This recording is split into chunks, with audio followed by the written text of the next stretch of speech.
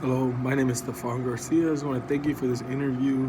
I'm looking forward to having an opportunity as a school counselor here at Vista Middle School. Thank you very much for this opportunity.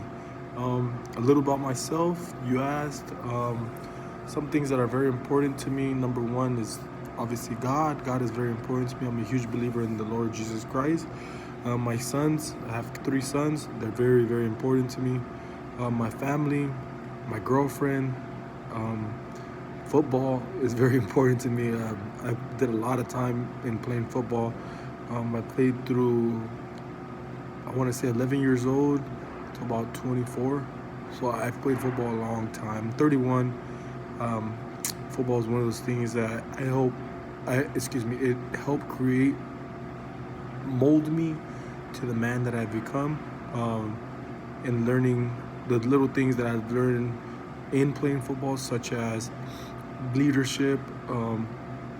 Becoming a leader is something that was instilled in me as a child, as I developed the love for the game, and it's one of the things that I will instill in my sons as well.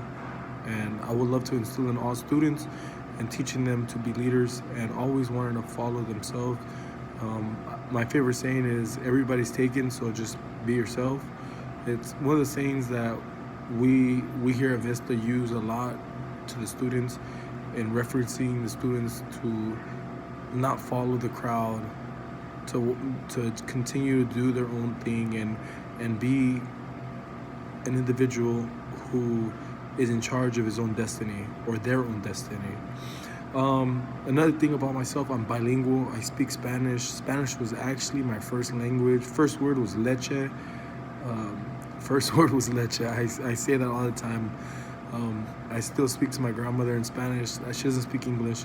So it's one of those things that I'm very proud to say that I am a Mexican Jamaican. Something else, I feel like something about me is I'm a problem solver. I'm always looking to look for resolutions for things that need to be fixed.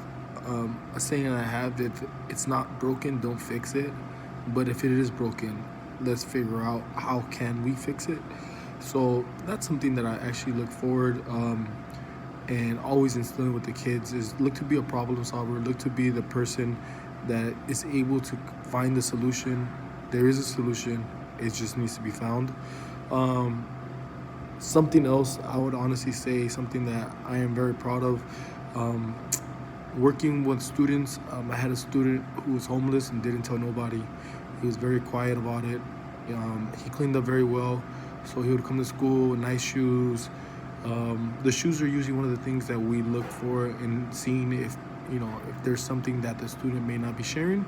Um, Clothes were very well ironed, and then we found out that, well, I found out he was homeless, so I contacted my supervisor. Um, and I asked her a couple questions in regards to what would be my next step, and then I was informed that my next step would be to make the necessary calls and seeing how we can help the student. And number one, giving him a home, finding a home for him, if it's a shelter, or if if he's underage, so he is property of the state. So he was underage, so we contacted the state. The state contacted his mom and his parents, and we were able to find some help. I found them resources to find food, to get food. So they end up getting a place to stay. He ended up staying with his mom. Thank God he stayed with his mom.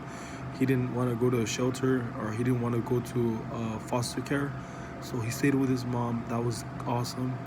And we found him the shelter. We also found food banks that were able to help him out, and also clothes banks. Those are two contacts that I continue to keep, and looking to always wanting to help out anybody in need, because there's more than one person that might be in need of that, such as a food or a clothes bank. um, I also work with adults. This was one of the things that helped me in making my decision and what I want to do for my career. I worked with adults, that were previously incarcerated, and they were coming, they were being released, and they were not knowing exactly what they needed to do. They needed to, number one, find a job.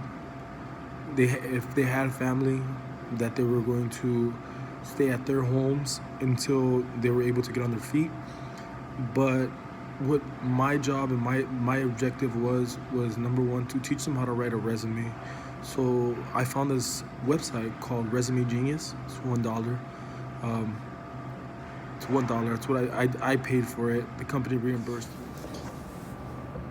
In helping them find a path that they will be the best they can be, and making their freedom worth it, is something that we always let every client that came into the program that was previously incarcerated, we always let them know that we want to make sure that the whole aspect of being incarcerated is over. We want them to know that we're hoping for the best, and we want to help them to get to their best. So that was something I was very proud of myself about, having the opportunity to help grown men and women,